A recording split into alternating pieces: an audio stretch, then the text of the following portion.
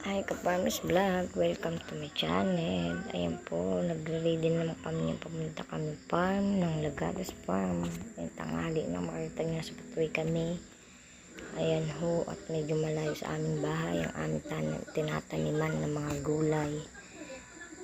Ayan, makikita nyo yung haba-haba kalsadang yan, ilang ikot pa. Ay magdandahan nga lang po at yan medyo madulas ang kalsada at kauulan lang. Kung may tricycle po sa unahan, ilang ikot na lang po at malapit na. Nakikita nyo na po ang aming farm. Tinataniman namin ng mga gulay, samot-sari po, may mais, pakwan, pipino, talong, sibuyas, kahit ano po. Kulang na lang po yung nasa bahay, kubo itanim na namin. Ayan ho guys, ilang ikot na lang, unahan na natin yung motor na yan, yung tricycle na yan. At medyo tanghali na kami yan, medyo madalas pa nga lang at basa ang kalsada. Kung makikita nyo po, bundok yan, dadaanan namin, kamotor kami.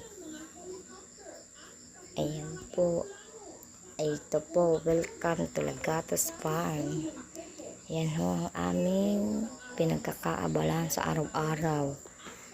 Ayun po ang talong, tanim po yan ni Papa at ni Mama, yung asawa ko. Ayan.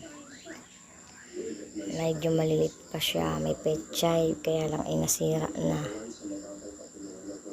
Ayan, makita ninyo, may mais. Ayan po ang pipino.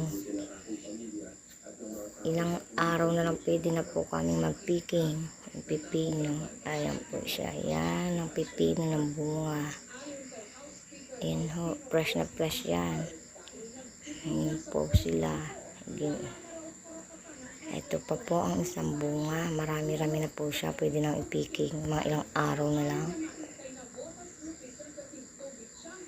Ayan po.